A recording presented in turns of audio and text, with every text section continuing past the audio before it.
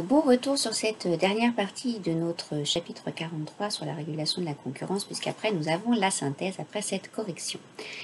Donc, une société de fabrication de cartables souhaite avoir des recommandations sur sa prochaine campagne de publicité. Eh bien, elle va contacter la commission d'examen des pratiques commerciales, puisqu'elle a pour mission de donner des avis et des recommandations sur les documents commerciaux ou publicitaires. La société Charles Essert produit des biscuits à l'orange. Pardon. Un concurrent situé en Italie fait pression sur les distributeurs pour interdire la vente de ses produits dans tous les magasins européens.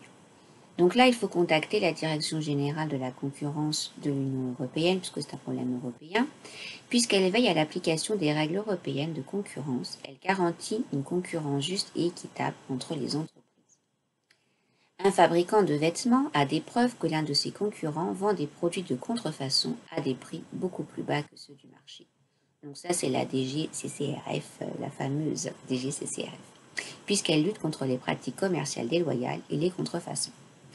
Et enfin, deux entreprises ont besoin d'une autorisation administrative pour fusionner.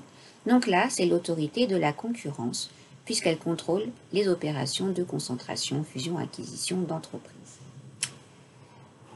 Donc notre synthèse. Le droit de la concurrence a pour objectif de lutter contre les pratiques anticoncurrentielles qui nuisent au marché et lutte contre les comportements déloyaux vis-à-vis des concurrents. Les droits de la concurrence pour réguler les marchés. Le droit de la concurrence lutte contre les pratiques qui portent atteinte à la libre concurrence des marchés et protège ainsi le consommateur. Il y a les pratiques anticoncurrentielles qui sont interdites, comme les ententes illicites et les abus de position dominante, et les opérations soumises à contrôle, comme les opérations de concentration, fusion, acquisition.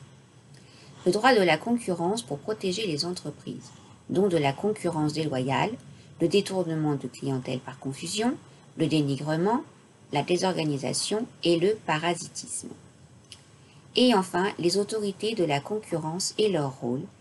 Donc, les deux plus connus, la DGCCRF, qui veille au fonctionnement loyal et sécurisé des marchés et assure le respect de la concurrence, et l'autorité de la concurrence, qui est spécialisée dans le contrôle des pratiques anticoncurrentielles et celui des opérations de concentration.